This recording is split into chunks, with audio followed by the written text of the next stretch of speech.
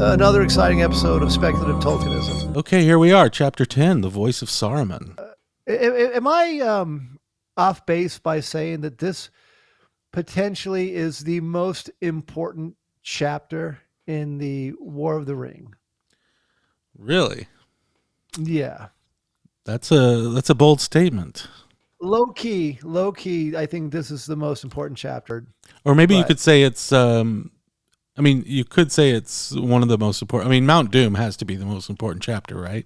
But it's one of the most pivotal chapters, or it's underrated. Because you think it's all about, and it is for the most part about the battle of between Gandalf and Saruman, and honestly, this is the most overtly magic-like chapter. Yeah, and when I'm saying like magic, I mean like actual like the closest to D&D spells that we're gonna get. You know what I'm talking about? Saruman, your staff is broken. Oh right, there's like a wizard off. Yeah. Okay.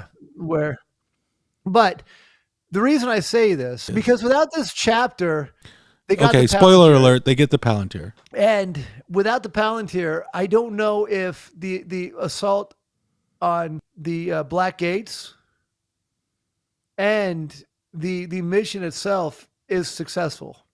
Because without the distraction that Aragorn, like he uses the Palantir to distract the Eye of Sauron from Mordor. Yeah. And moves Absolutely. it away from, otherwise it would be like searching everywhere for Frodo and Sam.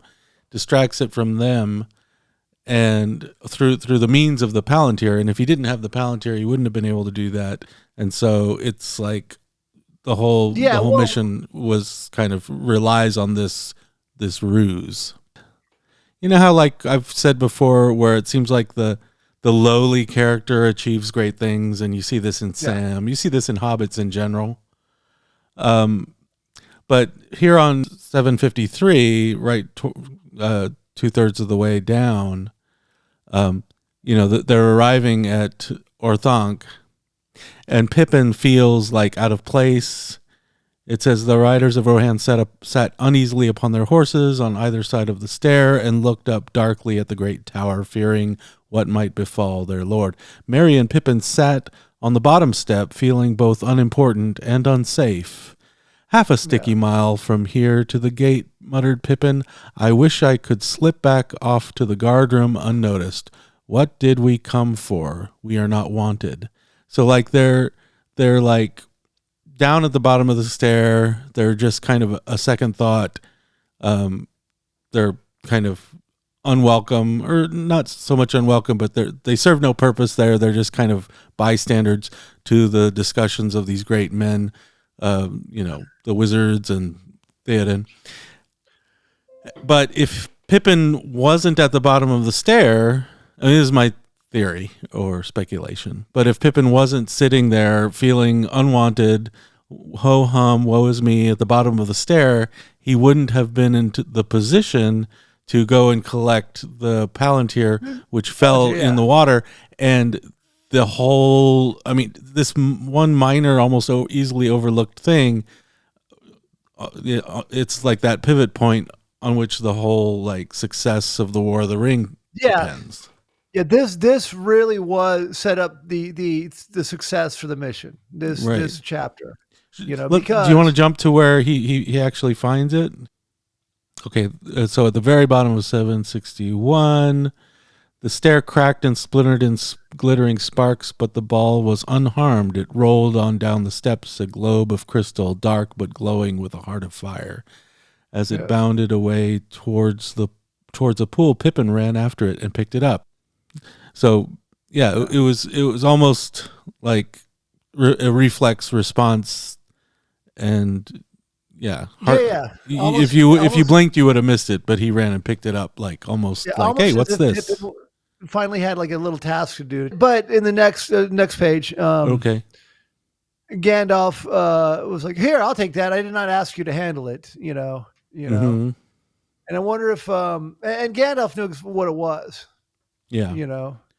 And I think actually Jackson did a great job in this sequence where, Pippin just almost by accident grabs the Palantir, and then over the next several scenes, you see him kind of dwelling on it obsessively, and kind of like keeps thinking about it until it calls him like, I mean, again, it's one of these parallels that you get with the ring, where just like Frodo is drawn to the ring and people are drawn to the ring and they kind of obsess on the ring. Here, Pippin, we see Pippin like obsessing on the Palantir, that irresistible power that these hobbits are feeling when, whether it be the ring or the Palantir, they're feeling the Sauron on the other end of these devices. And it's like, it's hard for them to resist, but they're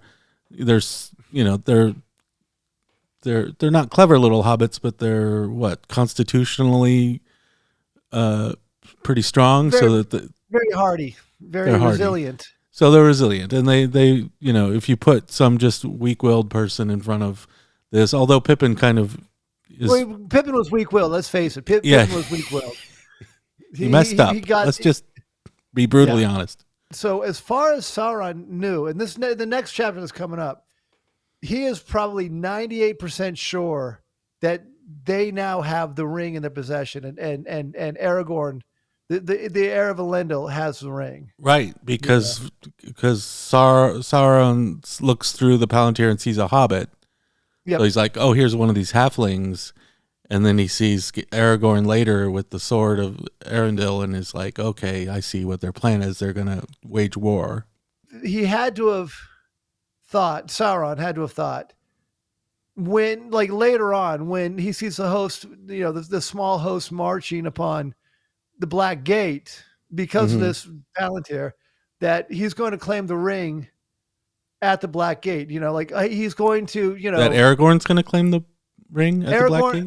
Like in Sauron's mind, he's probably thinking that, and we can talk about this later. Well, I'm just going to pass over this. But I would postulate that he felt that because he could tell when someone claims the ring, so he's probably like saying, thinking to himself, "Oh, here comes the host. This is when this is going to happen. Like he's going to claim the ring at the Black Gates and then try to throw down Mordor, and that's why everything was thrown to And without, I mean, because it all makes sense. It's like just like the battle of the last alliance of elves and men, that final battle where Isildur cut the ring from Sauron's hand originally in the second age. Like Sauron's like, oh, you want to do this again, do you? Here we are. You're the heir. You're Isildur's heir.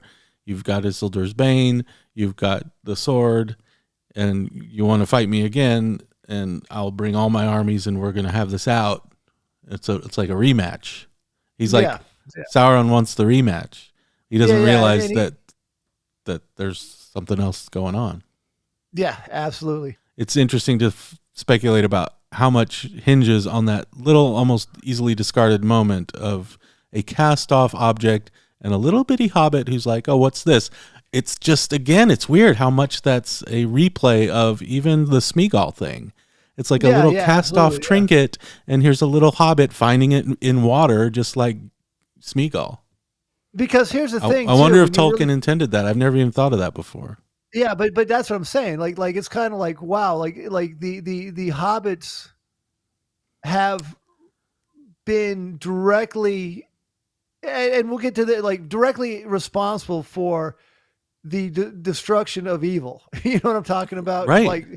Really interesting. And again, when you look at, everybody's played their part, and again, we'll talk about everything, but Merry played his part in the destruction of the Witch King, right? Yeah. Sam played his part in being a ring bearer. You know what I'm talking about? Right. Every little person played their part. Exactly. Yeah. Yeah. But it's almost like, it's funny because I never even thought of that, how much of a parallel there is between the Smeagol finding the ring in the Anduin in the mud. Well, actually, it was Daegel who found it in the mud, but still, a little hobbit finding the Ring of Power in the mud, and then, you know, Pippin here finding the Palantir in the mud. So basically, if you have any evil device that you want found that's in water Don't or put it in mud, the mud. just find a hobbit. They'll find it for you instantly.